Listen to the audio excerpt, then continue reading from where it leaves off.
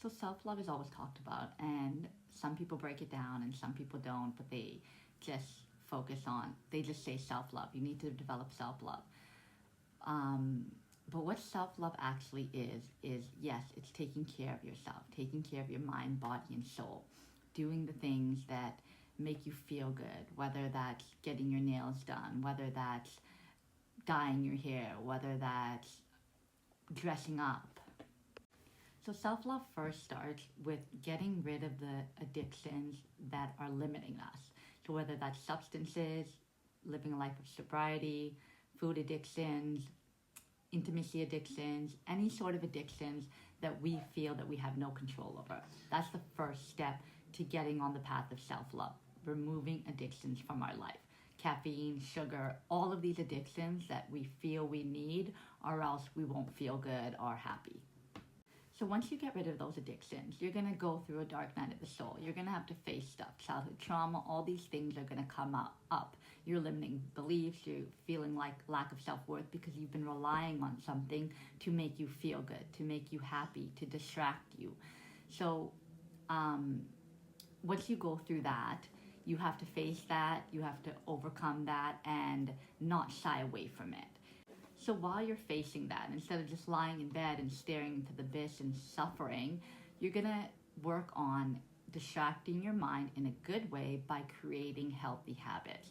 So you've removed the addiction to food. So now you're going to change your diet to healthy stuff, salads, fruit, veggies, like incorporating all the stuff that's going to get you in a better mental state.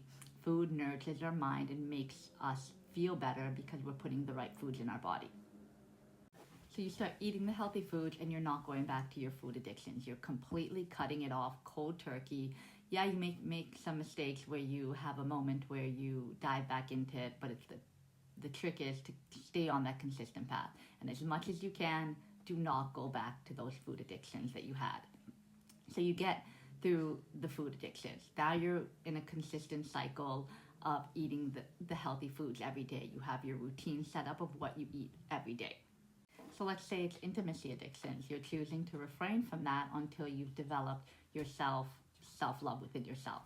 And say it's substances. You're choosing to cut that off cold turkey until, not even until, you're just going to choose to cut that off cold turkey and face all the stuff that you've kept hidden inside of you. So whatever the addiction is, you're going to choose to refrain from that, have self-control, and not do it no matter how you're feeling. You're going to choose something else to do that's going to make you feel good. So how you do that is that you have to incorporate a new routine into your life that doesn't include those things that you were addicted to. So you're going to exercise. You're going to you're going to go for walks. You're going to either do some stretching, watch a yoga video. So the things that start making you feel good is eating healthy, including meditation in your routine, sitting in silence, getting sunlight, exercise, whatever works for you, whether it's walking, whether it's doing a workout routine, whatever works for you, start there. Then you can intensify it as you get stronger in your mind, body, and soul. So with the eating healthy, even though if you don't like the taste of something or you're not used to eating it, you just keep doing it, and then you'll eventually enjoy the taste, or it'll make you feel good, so you're happy doing it because your mind feels clearer.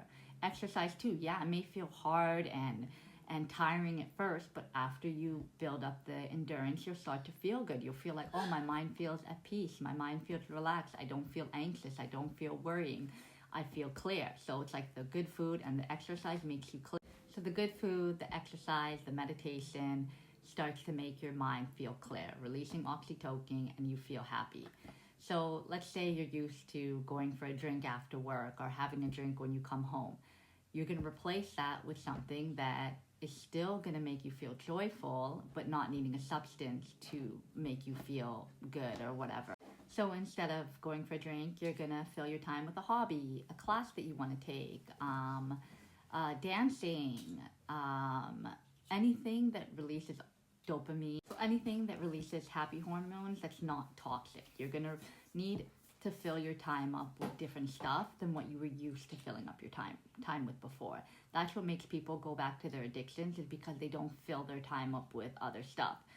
knowledge, seeking learning something new. All of these things make you feel good. It just feels like a struggle at first. To start it, even to decide to do it, is a struggle. Exercise, people going to the gym, it's a struggle, but once they get there, they feel good. But you also have to come to terms with being alone.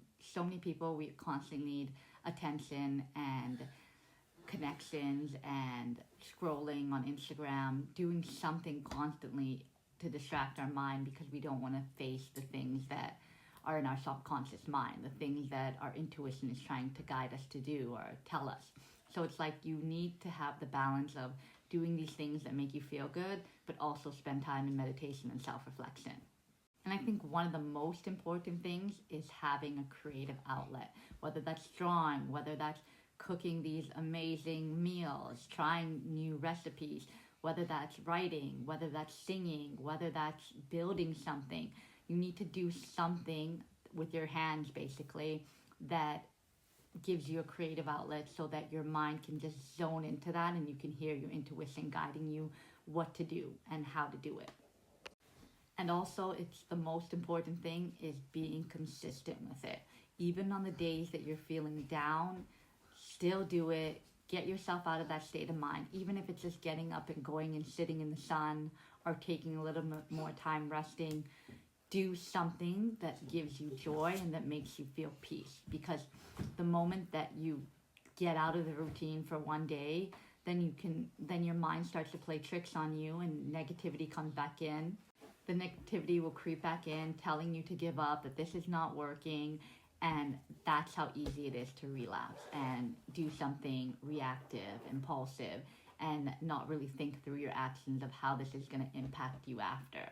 So it's like really sticking to our routine to get us in a state where slowly and slowly it becomes second nature, where we don't have to work so hard to make it happen. It just comes naturally.